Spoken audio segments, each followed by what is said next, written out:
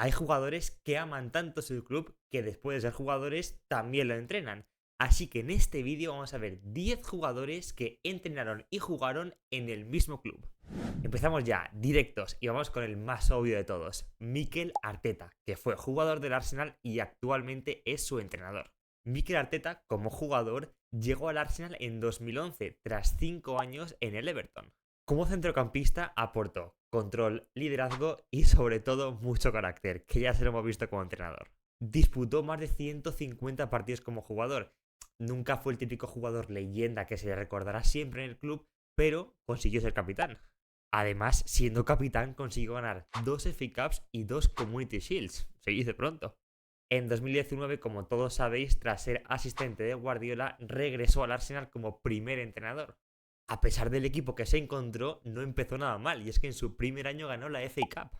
Desde entonces hasta el día de hoy, la verdad que ha hecho una transformación increíble en el club. Ha hecho una limpieza de todos los jugadores que no debían estar, y además de apostar por la cantera, ha traído jugadores muy interesantes como Rice, Timber o Saliba, entre otros. También ha conseguido devolver bastante la ilusión a los fans del Arsenal, y es que ha sido subcampeón en 2 temporadas consecutivas. Bueno, este año 3. Pero lo más importante es que ha devuelto al Arsenal a competir al máximo nivel después de muchísimos años siendo un equipo sin más que vagaba por la media tabla. Y además, como todos sabéis, este año ha conseguido llegar a unas semifinales de Champions League por tercera vez en la historia Gunner. Y además habían pasado 16 años desde la última vez. Vamos con el segundo, que es un poquito al revés que Arteta. Y es que como jugador triunfó en el equipo, pero como entrenador, sin más. Y estamos hablando, como no, de Frank Lampard, que tú escuchas su nombre y piensas Chelsea, directamente. Llegó a los Blues en 2001 por 11 millones de libras y se convirtió en el máximo goleador histórico del club con 211 goles en 648 partidos. Repito, máximo goleador histórico del club. Como sabéis, Lampard no es delantero, no es extremo, es centrocampista. Además de ser máximo goleador, ganó absolutamente todo. 3 Premier Leagues, 4 FA Cups, 2 Copas de la Liga, la Champions League y la Europa League. Como entrenador asumió el cargo en 2019. No sé si os acordáis que al Chelsea le sancionaron por todo el tema de Abramovich y tal, no podían fichar y pues él se puso como entrenador. La verdad es que empezó bastante bien, apostando por jóvenes como Mason Mount, David Abraham. Encima consiguió clasificarse para la Champions League, no está mal.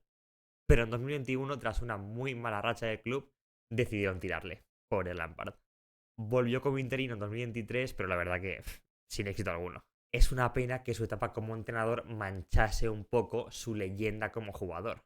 Es que para muchos Lampard tiene que estar sí o sí en un once histórico de la Premier League.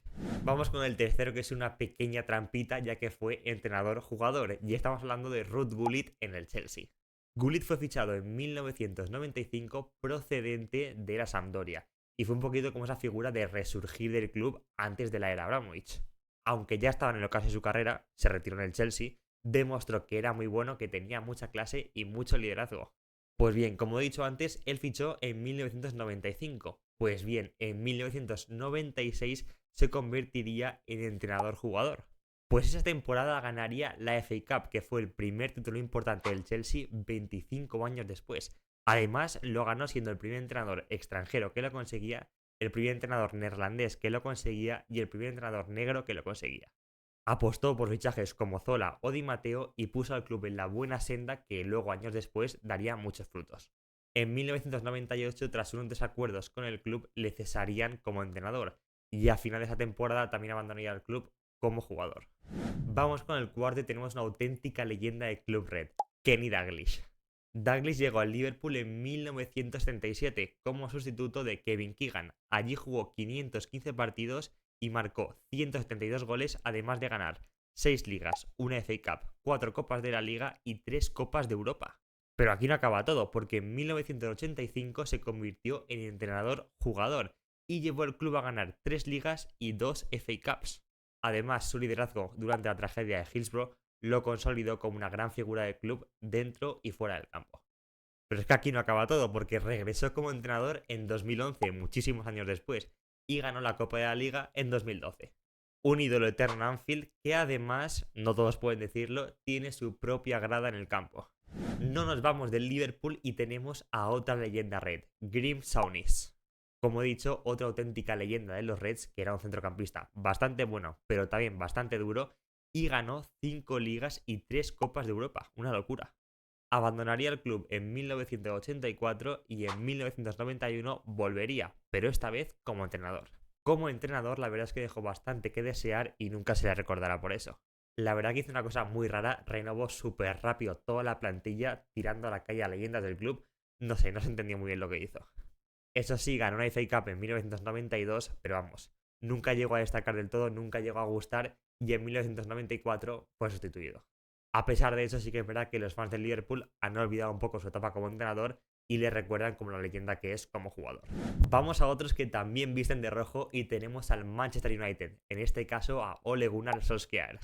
Yo no sabía que tenía este apodo, pero buscando información he visto que le llamaban el asesino con cara de niño. No lo sabía. Pues bien, Solskjaer fue clave en la etapa con Alex Ferguson y llegó a meter 126 goles en 366 partidos. Y además, no sé si os recordaréis, pero pasó a la historia por su gol en la final de la Champions de 1999. Esto imagino que sí que lo recordaréis porque fue hace muy poco, y es que en 2018, después de la salida de Mourinho, él se puso como entrenador del club. Empezó con una racha súper buena y además eliminó al Paris Saint-Germain de Mbappé en Champions League, no sé si os acordáis. Con él pudimos ver destacar a jugadores como Rashford, incluso Greenwood. Aunque es verdad que no consiguió ganar ningún título, fue subcampeón de la Premier League y subcampeón de la Europa League. Fue sustituido en 2021, pero la verdad es que dejó un buen sabor de boca y no se fue por la puerta de atrás. Vamos con uno muy molón y tenemos a Eddie Howe, pero en el Bournemouth, no en el Newcastle. Fue un jugador histórico del Bournemouth con más de 270 partidos en el club.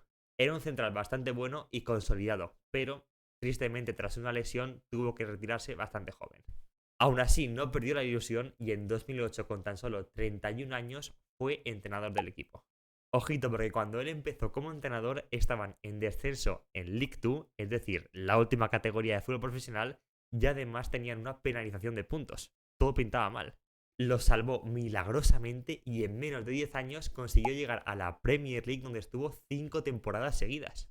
Vamos, Howe reconstruyó todo el equipo y le dio una identidad bastante famosa. Aunque actualmente es entrenador del Newcastle, como todos sabéis, es una leyenda viva del Bournemouth.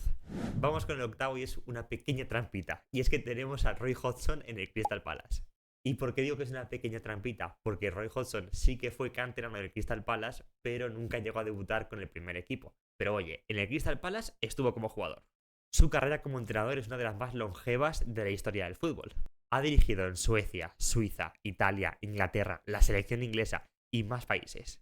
En 2017 volvió al Crystal Palace y la verdad que aunque no destacó mucho, lo mantuvo en Premier League y la verdad que la plantilla con la que lo mantuvo, oye, es un éxito. Esto imagino que lo recordaréis. Hace no mucho se retiró de entrenador porque quería estar con su familia, que ya lleva muchos años tal, pero se ve que se aburrió de estar con su familia y en 2023 volvió a ser entrenador del Crystal Palace. Vamos llegando al final y seguimos con el noveno, Chris Hughton en el Tottenham. Fue un jugador clave del Tottenham durante los 80, era lateral izquierdo y jugó más de 400 partidos en los que ganó 2 FA Cups y una Copa de la UEFA, que siendo jugador del Tottenham, oye, es todo un éxito. Tras retirarse estuvo en el cuerpo técnico del club durante 15 años y nunca llegó a ser primer entrenador oficial, pero sí que fue interino varias veces y dirigió al primer equipo. Así que oye, si lo de Hodgson cuenta, esto también cuenta. Más tarde sí que fue primer entrenador de equipos como el Brighton o el Newcastle. Y hablando del Newcastle, llegamos al último y tenemos al antes mencionado Kevin Keegan. Kevin Keegan llegó en 1982 al Newcastle en la etapa final de su carrera. Aún así metió 49 goles en 85 partidos, que está bastante bien, y consiguió ascender con el equipo. 10 años después, en 1992, volvería como entrenador con una propuesta bastante divertida, bastante ofensiva y bastante propositiva. Su Newcastle fue apodado como los Entertainers, con jugadores como Ginola, Beardsley y Asprilla. Esto imagino que todos lo sabréis, pero él era el entrenador cuando dejaron escapar la Premier League teniendo 12 puntos de ventaja al United en la temporada 95-96. Volvió brevemente en 2008, pero no fue igual de épico y igual de guay que en su primera etapa. Y hasta aquí el vídeo. Obviamente hay bastantes más casos, los podéis dejar por comentarios. Yo he elegido estos porque me caen bien los jugadores y por eso he puesto. Espero que os haya gustado el vídeo, dejad like, comentad y suscribíos.